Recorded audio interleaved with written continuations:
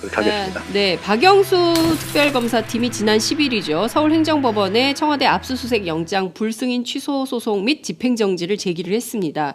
하나는 집행정지를 요구하는 것이고요.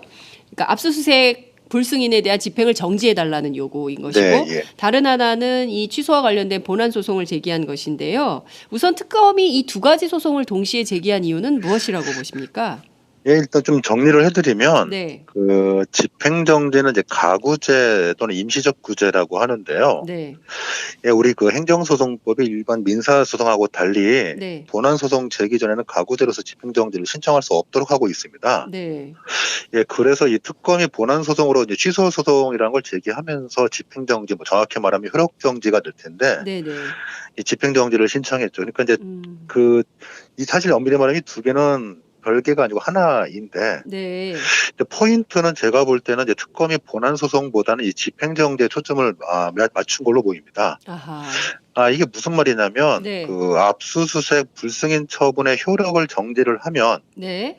바로 압수수색이 가능할 수 있다라고 보고, 압수수색만 이루어지면 목적이 달성이 되니까 이와 같은 방법으로 소송을 제기한 것이라고 생각이 됩니다. 네. 이 거부 처분의 효력만 정지가 돼도 압수수색 자체를 들어갈 수 있는 것을 방해할 이제 장애물이 없어지기 때문에 네. 제 개인적인 판단으로는 이제 거부 처분의 집행정지를 인정할 실익이 있다라고 보는데, 근데 법원이 그동안에 그 판례 논리, 판례 축적된 판례 논리를 따라가서 네. 그냥 뭐 단순하게 집행정지를 할 수 없다 이렇게 해버리면 네. 또 이것도 이제 그러면 물 건너가는 거죠. 그렇군요. 네. 자, 중요한 것은 이 특별검사 팀이 지금 박근혜 대통령 독직 사건에 대해서 증거를 수집하러 청와대를 들어가야 되는데, 중요한 것은 그 안에 지금 그 증거인멸의 장소가 되고 있어요. 청와대가 안종범 전 수석의 보좌관에 따르면 거기가 안전해서 갖다 놨다는 거 아니거든요. 그러니까 39건의 수첩이 나와서 지금 이재용 삼성전자 부회장을 재소환해가지고 영장 재청구할 수 있도록 만든 증거가 바로 청와대에서 나온 거예요. 그러니까 특검 입장에선 청와대를 들어가서 또 다른 증거를 수집할 수밖에 수집해야 되는 그런 상황인 건데, 그걸 지금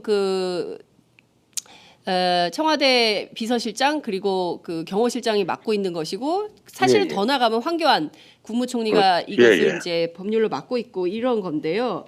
결과적으로는 법원이 판단을 하더라도 청와대가 안 된다 이렇게 할 수 있다는 거잖아요. 이 부분은 이제 조금 분석이 필요한데, 이제 제가 볼 때는 이 불승인 처분에 대해서 집행정지가 인용이 되면 바로 압수수색을 들어갈 수 있다고 생각합니다. 불승인 이 처분 예컨대 이제 그 집행정지가 내려지면 불승인 처분 집행정지 인용 결정이 나오면 압수수색 그날로 들어갈 수 있어요? 그날로? 바로. 바로. 그래요? 바로. 바로 그럼 집행이 내일 되면 내일 바로 들어갈 수 있어요, 청와대? 그걸 막을 방법이 없어지는데, 그거 이제 제가 좀 이유를 설명해 드리면, 이게 이제 그 많은 분들이 걱정하는 게 뭐 대통령이나 대통령이 아니죠. 이제 뭐 비서실장이라든가 경호실장, 즉 청와대 측에서 다시 한번 또 불승인 결정을 하면 어떡할 거냐. 이에 대해서 이제 우려를 많이들 하시는데, 이게 행정소송법을 조문을 이제 찬찬히 뒤져다 보면, 이 집행정지가 인용이 되면 인용 결정의 기속력이라고, 소위 이제 구속력이 있어서 집행정지의 구속력. 보통 이제 기속력이라고 이제 조문에 적혀 있는데, 뭐 구속력이라고 또 이해를 해도 되죠. 그러니까 집행정지의 기속력이라는 게 있어가지고 집행정지된 처분과 같은 종류의 처분을 반복할 수 없게 됩니다. 그러니까 한 번 되면 제가 이런 그 저작거리 용어를 써서 죄송합니다만. 좋습니다. 저는 그거 좋아합니다. 낙장불입이죠. 낙장불입. 그렇죠. 낙장불입이 되는 거죠. 그러니까 한 번 나왔는데, 한 번 그 불승인 결정이 나왔는데, 이거를 없애버리면 다시 그걸 또 할 수 없다는 얘기죠. 그렇죠. 그래서 이 좀 전문용어로 말하면 이제 불승인 처분의 효력을 정지한 상태에서 똑같은 내용의 불승인 처분을 또 할 수 없기 때문에, 그러면은 뭐 그냥 집행정지 결정 나면 그 즉시 그거 들고 바로 집행위를 들어가도 이걸 막을 수 있는 방법은 이제 사실 뭐 실력 행사를 해서 이제 힘으로 막는 거는 몰라도 법적으로 제한하는 것은 이제 거의 불가능하니까 특검의 목적을 달성할 수 있게 되죠. 바로. 근데 지금 박사님께서 말씀 주신 바에 따르면 실력 행사가 포인트인 것 같은데요. 경호실에 있는 청와대 경호실 관계자들은 전부 총을 갖고 있지 않습니까? 그 총을 갖고 있는 사람들이 실력 행사를 한다, 무력 행사를 하게 되는 이런 상황이 돼서는 안 되지 않겠습니까? 예, 그죠? 그거는 이제 예, 법에 따라서 이제 돼야 되는 건데 지금 이제 중요한 포인트는 헌법재판소가 그 지금 박근혜 대통령에 대해서 이분이 직무수행을 계속할 수 없다. 그래서 탄핵 결정을 내리면 탄핵을 인용해 버리면 그 다음에는 경호실 직원들도 실력 행사를 할 이유가 없는 거죠. 뭐 그렇겠죠. 네, 왜냐하면 대통령 신분이 아닌 그렇죠. 거니까. 예. 그러니까 근데 지금 이분이 대통령 신분이기 때문에 경호실 직원들도 어쩔 수 없이 총을 들고 경호를 하는 이런 상황인 거예요. 그러니까 어찌 보자면 굉장히 간단한 문제. 헌법재판소가 빨리 결정을 내리면 모든 것이 다 그렇죠. 수월하게 풀리는 건데 헌재가 결정이 늦어지면서 특검의 수사가 길을 막고 있는 이런 상황이다. 이렇게 볼 수밖에 없는 거네요. 네, 맞습니다. 네. 자, 이 박사님께서 만약에 지금 이제 제일 중요한 것은 저는 좀 특검의 노림수도 좀 있었다고 생각을 해요. 이를테면 매일 압수수색 영장을 들고 가서 일종의 압색 시위. 그렇죠.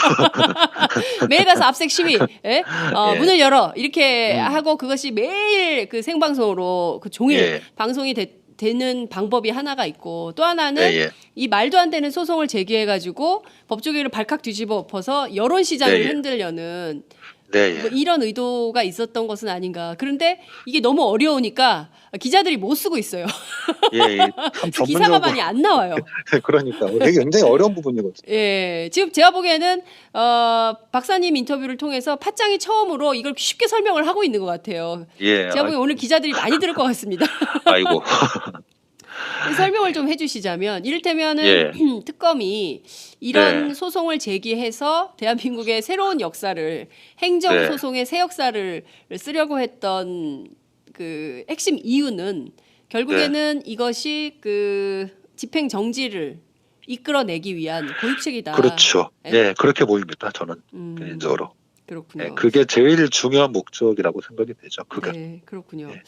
자, 그런데 이런 반론들이 있는 것 같습니다. 우선 청와대가 압수수색에 대해서 불응한 것 자체가 행정처분으로 볼 수 있는 것이냐? 그러니까 이게 행정처분이 아니다.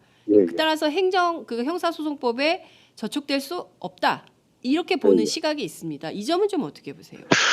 일단 이제 먼저 하나 말씀을 드리면 그 행정처분, 그러니까 행정처분에 해당해야지만이 취소 소송을 제기할 수 있게 되거든요. 현행법상. 그래서 이제 실제로 행정처분이냐 아니냐가 취소 소송을 제기할 수 있느냐 없느냐를 결정하는 아주 결정적인 이유입니다. 일단 그렇고 그다음에 우리 행정소송은 이제 크게 두 단계로 진행이 되는데요. 소위 본안전 판단 단계라고 소송요건 판단이라고 하는데 그 단계를 쉽게 생각하면 이제 우리가 경기를 할 때 경기장에 들어가기 전에 개체량을 하잖아요. 몸무게를 재잖아요.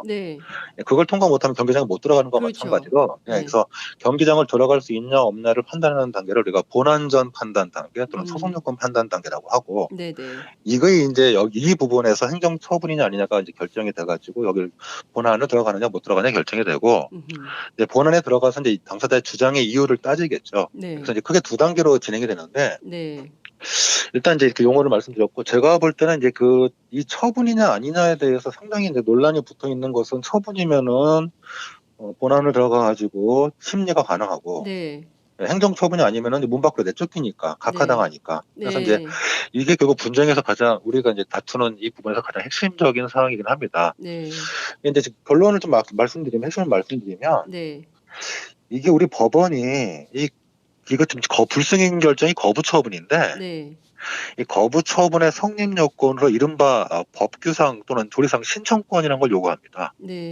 참 어려운 용어죠. 이제 조리상 신청권 너무 어려워요. 그러니까 법규상 또는 조리상 신청권이라는 거를 요구하고 그게 있어야지 거부 처분이 성립한다라고 말하는데 뭐 쉽게 말하면 법규상 신청권은 법조문에 신청할 수 있다, 뭐 요청할 수 있다 이런 조문이 있어야 한다는 얘기고.